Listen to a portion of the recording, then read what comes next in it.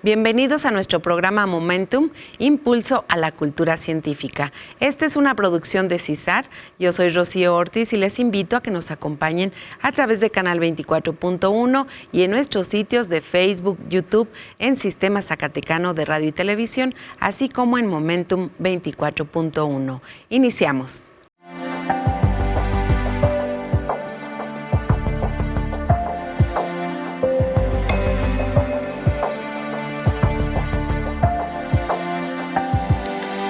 Momentum. Impulso a la cultura científica. La comunidad científica mexicana está de luto. El viernes 19 de septiembre falleció Julieta Fierro Gozman, brillante científica y divulgadora de la ciencia.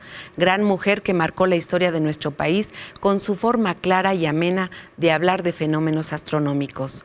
Les compartimos el siguiente material como homenaje a su valiosa aportación a nuestra cultura científica.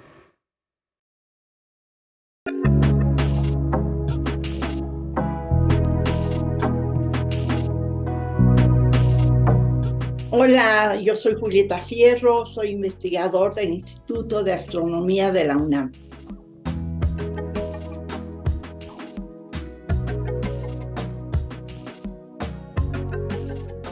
Una de las distinciones más importantes que uno puede recibir en su vida, sobre todo estando en México, es ser un miembro honorario de la Academia Americana de Artes y Ciencias.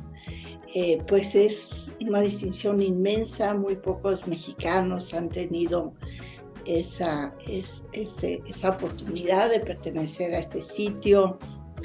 Voy a estar junto con otros miembros muy distinguidos, voy a tener acceso a sus publicaciones, a la revista que hacen mensualmente, voy a poder publicar ahí, así es que pues es un reconocimiento inmenso y que agradezco pues de todo corazón. Sí, pues la manera en que yo hago divulgación de la ciencia es bastante desenfadada. He hecho relajo, brinco, bailo, hago demostraciones, pues soy fachosa. Entonces, pues pienso sí, me tengo que moderar porque ahora pues me van a dar esta distinción. Y bueno, siempre quiero hacer mejor las cosas. El problema es que siempre caigo en el relajo, entonces sí va a ser difícil controlarme. ¿Qué puede estar limitando la comunicación de la ciencia? Y yo pienso que la enseñanza de la ciencia suele ser rígida porque no necesariamente preparamos a los docentes para que sepan ciencia, menos de todo ciencia moderna, que es la que nos gusta a los científicos, y tampoco cómo enseñarla. Así es que mandamos a los docentes a la guerra sin fusil, y lo que tienden a hacer, porque pues saben que no están preparados como para conocer el mundo de la ciencia, es que hacen que los niños memoricen algunos conceptos. Y esta da la sensación de que la ciencia es rígida, en lugar de saber que la ciencia pues sabe que no posee la verdad, que va descubriendo pedacitos de la naturaleza, se equivoca, rectifica. Entonces esto hace que por eso tengamos esta idea errónea de la rigidez y el dogmatismo de la ciencia. Por eso pienso que sería muy interesante que los planes y programas de estudio incluyeran enseñarles a los docentes ciencia que es interesante, haciendo experimentos, demostraciones muy sencillas, no se necesita un gran laboratorio, y que sean cosas que les interesen más a ellos y a los niños, porque a los niños sí les gusta la ciencia cuando se les explica de manera pues que la entiendan. Así es que yo creo que por eso viene este concepto de la rigidez de la ciencia. Ahora, la ciencia sí requiere de evaluación y de ahí su fortaleza. Y es uno de los problemas que tenemos personas como yo que nos dedicamos a la divulgación de la ciencia. O sea, cualquiera puede decir, pues yo tengo muchos likes y lo que digo es muy popular. Pero bueno, la ciencia sí, a mí me evalúan mis alumnos, mis colegas, los congresistas, cuando van un artículo a publicar, pues se evalúa. mi universidad me evalúa todos los años, el CONACYT, y esto garantiza la calidad de la ciencia, esta evaluación perpetua. Y otras disciplinas no tienen este hábito. ¿Cómo se imaginaba su vida cuando era niña? Bueno, de niña yo quería ser hada, vestirme de rosita, bueno, lo sigo haciendo, porque veía tanto sufrimiento humano. Pensaba, con una varita mágica uno podía hacer muchas cosas. Quería trabajar en un circo, tener un elefante, quería tener 12 hijos, tenía 12 peluches, pues yo quería tener 12 hijos de veras. Y pues no cumplí ninguno de mis objetivos, como habrás notado. ¿Cuándo se da cuenta que quiere ser científica? Pues fíjate que, bueno, yo iba primero a un colegio francés, sacaba 0 en francés y 10 en matemáticas, es que yo a partir de entonces sabía que iba a ser científica. ¿Cómo inicia su carrera en la divulgación científica? Pues empecé a trabajar en el Instituto de Astronomía con el doctor Manuel Peinberg, que es una de las grandes mentes actuales y que ha aportado muchísimo a la astrofísica mexicana, igual que muchos otros de mis colegas. Y a él lo invitaron a un programa de televisión y me dijo, ve tú. Y me fue bien y me siguieron invitando a la tele. Y luego lo invitaron a dar conferencia y me dijo, ve tú. Y di la conferencia y me siguieron invitando a dar conferencia. Luego lo invitaron a escribir un libro y me dijo, escríbelo tú. Y escribí un libro y me siguieron invitando. Es decir, Manuel, porque él me enseñó ciencia del más alto nivel y además, pues me invitó a ser divulgadora, con lo cual le voy a estar agradecida toda mi vida. Porque hace años, al menos en México, éramos muy poquitos divulgadores. Y en esa época se hicieron muchísimas encuestas para saber quién era buen divulgador y cómo se podía hacer mejor. Y la conclusión de todos estos estudios fue que lo que funciona mejor es un científico y un comunicador trabajando juntos, y ahora grupos. ¿Cuáles son los temas científicos que más le han impresionado? En astronomía analizamos los astros en general por la radiación que nos llega. Es decir, podemos ver una estrella porque nos llega su luz, o una radiogalaxia porque nos llegan las ondas de radio, etc. Pero es con la luz. En general, no podemos ir a otro lugar. Pero hace tiempo se descubrieron las partículas neutras, no tienen carga eléctrica, no es como un electrón o un protón, que se llaman neutrinos. Y estos neutrinos casi no interactúan con la materia. Ahorita a ti te están atravesando, y a mí también, 50 millones de neutrinos. Pero para los neutrinos nosotros somos como una coladera gigante, con hoyos de kilómetros de tamaño y filamentos tan delgados.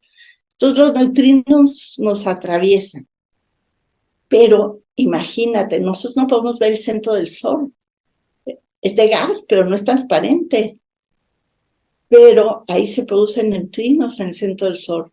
Y ya se han podido estudiar en la Tierra. Esto desde hace muchos años.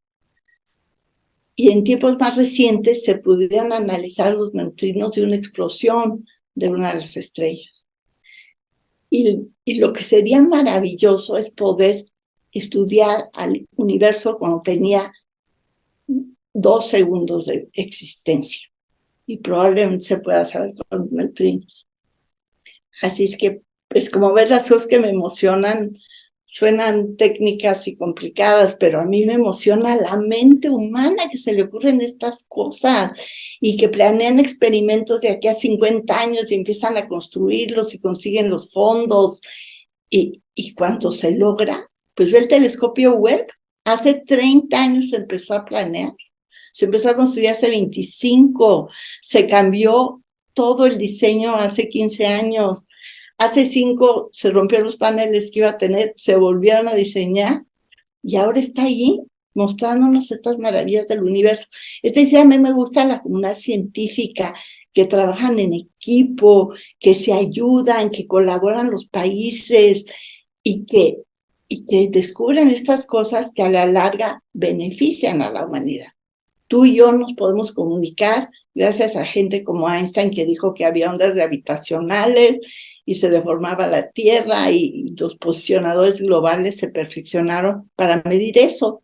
Y ahora tú y yo sabemos dónde estamos. En fin, la ciencia básica es deslumbrante. ¿Quieres que te diga? ¿Qué planes tiene por cumplir? He pensado siempre, bueno, ¿qué voy a hacer cuando me jubile? Traté de cuidar plantas, pero soy terminator de plantas. Traté de tocar el piano, soy nula. Así que yo creo que voy a seguir trabajando mientras mi cerebro me dé para eso, haciendo lo que sé hacer, ayudando a hacer museos de ciencia, ayudando dando conferencias de divulgación, participando en espacios como el tuyo. Te agradezco muchísimo la invitación. Seguir escribiendo libros, artículos, usando todas las herramientas que tengo a mi disposición para transmitir la ciencia, hacer videos de ciencia, en fin, lo que siempre hago.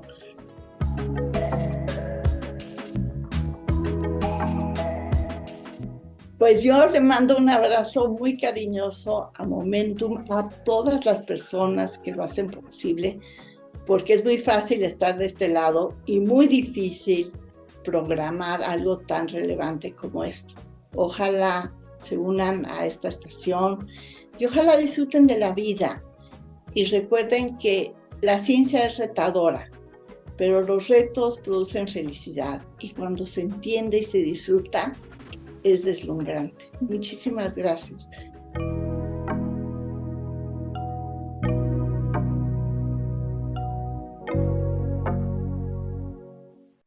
La partida de la doctora Julieta Fierro nos deja llenos de tristeza, pero su huella permanecerá siempre en quienes admiramos su trabajo y su pasión. Su incansable compromiso social, sin duda, deja un gran legado infinito. Cambiamos de tema y hablaremos de investigaciones que se están desarrollando actualmente por mujeres científicas. ¿Qué es la firma genética y qué tanto está relacionada con el cáncer? Este es el tema que nos comparte la doctora Vilma Maldonado Lagunas, investigadora en ciencias médicas en el Instituto Nacional de Medicina Genómica. Como todos saben, todos tenemos una firma genética que viene una parte de nuestro papá y una parte de nuestra mamá. Una familia, aunque tenga 4 hijos, además de que vienen del mismo papá y mamá, los hijos son diferentes, pero siempre se parecen un poquito o mucho al papá o a la mamá. O sea, siempre ellos nos dan una firma que le llamamos firma genética y nosotros le llamamos ADN, que es una molécula lineal. Entonces, esta hebra o esta firma genética es la que nos define, nos dice de qué color es nuestro pelo, nuestra estatura, si somos propensos a algunas enfermedades. Y esta firma genética es exclusiva de cada uno.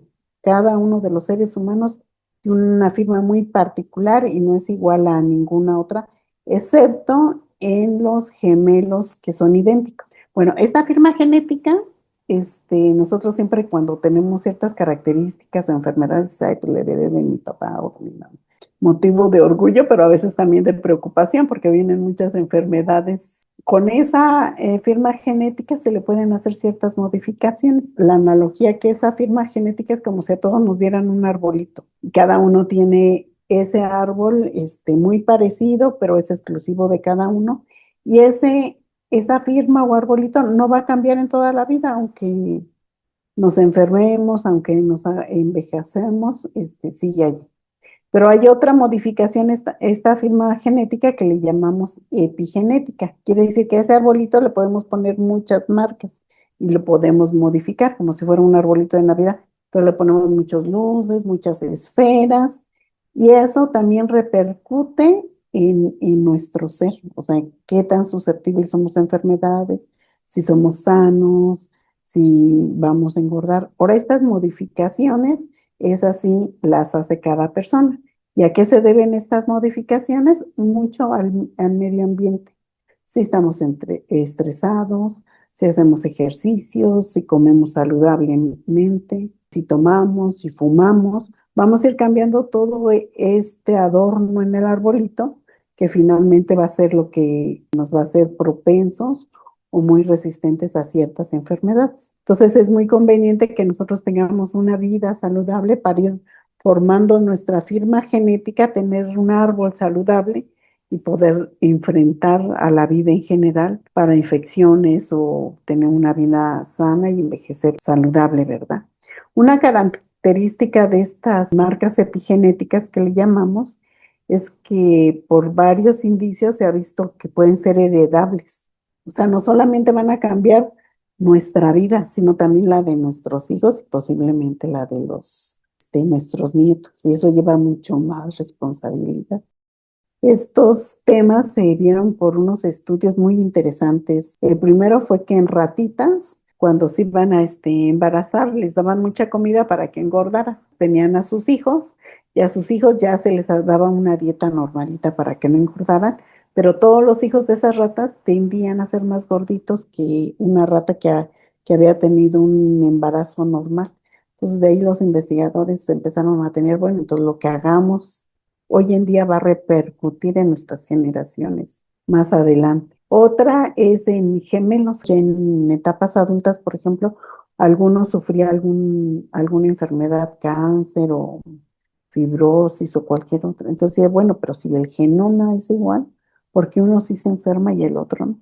Entonces ahí también venían más índices de, bueno, entonces el medio ambiente o lo que hagamos en la vida diaria tiene que ver, ¿no? Y además en estos experimentos se medían ciertas moléculas y sí se veía que cambiaba y que tenía que ver mucho con este marcaje que tenemos en nuestra firma genómica. En un estudio puestas en Holanda cuando después de la Segunda Guerra Mundial, hubo una hambruna y muchos, sobre todo las mujeres embarazadas, después se vio que sus hijos nacieron más chiquitos, tenían ciertas enfermedades que no tenían los otros niños que no habían, sus mamás no habían vivido en esa época el embarazo, y cuando se midió ciertas moléculas estas del adorno epigenético, se veía que eran modificadas.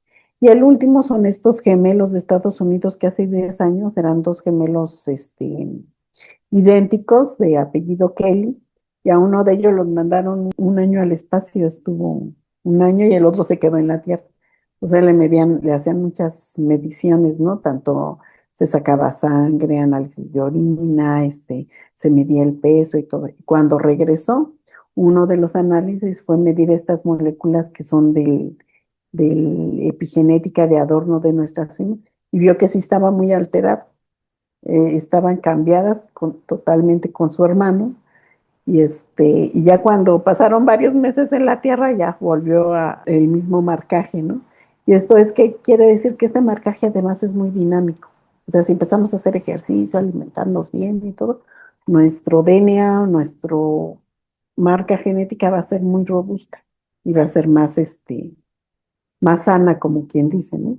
Entonces sí es mucha responsabilidad. Una es tener una vida sana nosotros, pero además también pensar en los hijos y en los nietos, que no es todas las características, ¿eh? Porque todos estos estudios, pues sí son grupos chiquitos que se tendrían que replicar mucho, pero como es a través de generaciones, son estudios que van a tardar mucho. Pero sí es bueno considerar que mucho de esta marca que va a afectar por lo menos algunas características a nuestra descendencia, ¿no? Y en mi laboratorio, nosotros trabajamos con cáncer. Entonces, como saben, el cáncer es un crecimiento anormal de un tejido que puede ser en el cerebro, en la piel, en el hígado, en el intestino, en el pulmón. Entonces, empieza a crecer mucho, mucho ese órgano y después esas células se pueden desprender y andan por el sistema circulatorio y luego pueden llegar a otro órgano y ahí puede empezar otro tipo de cáncer. Entonces a nosotros nos interesó mucho cómo es posible que todo este cambio, las células se vuelven muy agresivas, resisten mucho, crecen muy rápido, comen mucho alimento. Entonces, es muy bueno estudiar toda la firma genética y la epigenética para entender qué está pasando y en este sentido, en algún momento, también poderlo atacar, diseñar nuevas fármacos o nuevos análisis para detectarlo. La forma en que estudiamos nosotros cáncer se puede hacer en animales, también se puede hacer en humanos, a veces los médicos nos dan, los oncólogos nos dan un pedacito de tumor cuando se los traen al paciente, experimentos muy largos de meses o semanas. Y entonces nosotros decidimos en el laboratorio hacer microtumores que se llaman esferoides tumorales. En algunos casos se les saca el tumor a algunos pacientes y esas células se pueden crecer in vitro, se pone en una cajita con medio de cultivo, se les da alimento, oxígeno, y esas células crecen indefinidamente. Siempre, cada día una célula se divide en dos, esas dos células se dividen en cuatro y crecen por años. Y esas células les llamamos líneas celulares. Y esas se venden comercialmente o hay ciertas universidades que tienen su colección. Y hay células de cáncer de mama, células de todos los tipos de cáncer hay. Entonces uno llega y las cultiva en unas cajitas de Petri que le llamamos, les ponemos el medio, su oxígeno, todo, y ahí hacemos todos nuestros experimentos. Pero muchos estudios de estos que se llaman cultivos en monocapa, porque los crecemos como una capita, como un bistecito, cuando ya se pasan a seres humanos, no concuerdan, ¿no? Entonces, hace varias décadas, algunos investigadores dicen, bueno, pues vamos a hacer microtumorcitos. Entonces, estas células, en vez de dejarlas crecer, las ponemos a cultivar, pero con mucho movimiento para que no logren adherirse y finalmente hacemos unos tumores o pequeños tumorcitos que los cultivamos y ahí hacemos todos nuestros experimentos. Entonces, estos tumorcitos sí se parecen mucho a los tumores de paciente. En el centro van a tener una zona que no les llega oxígeno ni nutrientes. Afuera son células que están recibiendo mucho oxígeno y mucho nutriente y crecen mucho. Y en la parte intermedia son células que son muy resistentes porque no tienen tanta falta de oxígeno para morir, pero sí están en un microambiente hostil y esas son las células que realmente se parecen al tumor en pacientes. Y para nosotros es muy cómodo porque podemos hacer microtumores de todos los tejidos, probar nuevos fármacos, les medimos muchos genes, a ver cómo se están comportando. Y con eso hemos trabajado varios años, les hemos hecho un análisis de cómo cambian todas las moléculas cuando van creciendo los esferoides. Ahora una de nuestras preguntas es cómo están cambiando las marcas de las firmas genéticas, que hay cambios de muchas enzimas, muchas moléculas, pero ahorita pues estamos ordenando esos, pronto ya vamos a tener algún artículo de esos resultados. Los tumores no tenemos células de un solo tipo, sino tenemos como 8 o 12 tipos de células. Nosotros siempre hemos hecho esos microtumores con un solo tipo de células que se llaman epiteliales, pero ahora vamos a mezclar con células endoteliales, con fibroblastos, para hacer esos microtumores, pero como más realistas todavía. El marcaje epigenético se da en muchos casos y si hay dos estudios muy bonitos, uno con los soldados que sufren síndrome postraumático después de guerras y otra que se hizo cuando fue el 11 de septiembre y la caída de las Torres Gemelas en Estados Unidos, sí se encontró que los hijos de esas personas, sobre todo de mujeres que sufrieron en atentado, sus hijos sí eran más susceptibles a sufrir depresión, ansiedad, pero aún el grupo de estudio es muy chiquito. Entonces sí, se piensa que puede ser, pero además estos estudios después para analizar a los hijos, el ambiente para controlarlo es más difícil, porque son otras épocas, son otros sistemas de vida, otras actividades, entonces más difícil, se necesitan mucho más estudios, pero sí ya hay la parte de psicología y psiquiatría, sí está manejando esta parte que muchos genes asociados al estrés y a hormonas, por ejemplo, del cortisol, que es el que nos hace estar atentos, sí han encontrado que hay también estos cambios epigenéticos en estos genes y algunos de ellos se piensa que sí pueden ser susceptibles a ser heredados, ¿no? Que van a salir muchos estudios con esto de la pandemia de COVID, que muchas personas, sobre todo jóvenes y niños que tuvieron toda esta situación de vivir encerrados cuando justamente están en edad en cual deben de socializar, Yo creo que sí van a salir en estos años muchos estudios con esto, con la firma epigenética alterada, ¿no? El marcaje epigenético, aunque uno lo dice así muy sencillo, es toda una maquinaria. O sea, hay muchas proteínas que están dentro del núcleo, en el citoplasma, alrededor de la célula, y se dividen en tres. Unas proteínas que van y sensan el DNA a ver si el marcaje está bien. Después llegan otras que son las que pegan moléculas químicas y hay otras que los quitan. Entonces es un proceso muy dinámico y dentro de todas estas alteraciones se ha visto que puede estar mal cualquier cosa. Puede estar mal el marcaje o una de estas enzimas que los ponen y los quitan. Entonces, cuando nosotros decíamos, bueno, si cambio mi alimentación, hago ejercicio, cambia esto. Sí, pero también muchos, durante el envejecimiento, también, por ejemplo, unas de estas enzimas empiezan a fallar. En todas las enfermedades, yo creo que no hay ninguna enfermedad que no estén implicadas, el cáncer, obesidad, diabetes, enfermedades psiquiátricas. Alguno de estos componentes está alterado. Entonces, uno de los retos para nosotros los investigadores, primero es conocer cómo funciona. Después, en cierta enfermedad, qué es lo que está alterado.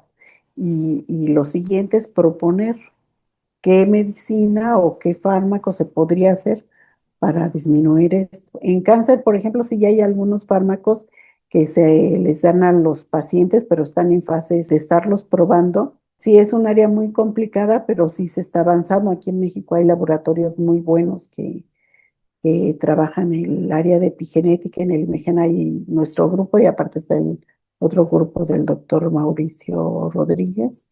Y muchos investigadores de la UNAM, del POLI, tienen estas áreas de investigación. De cáncer, pues ya tienen varios años. Yo creo que ya se están usando como 8 fármacos que modifican el estado epigenético del DNA en ciertas enfermedades y en otras enfermedades se está avanzando. Yo creo que en los próximos años ya se empiezan a combinar con otras terapias ya establecidas para mejorar los tratamientos. Nosotros ahorita hacemos los microtumores así como manual, ¿no?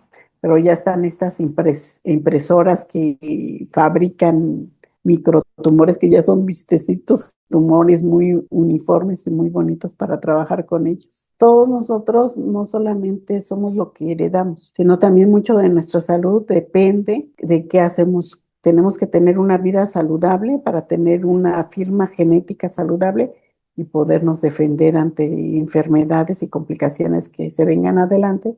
Y otro también invitarnos a que participen en protocolos de investigación.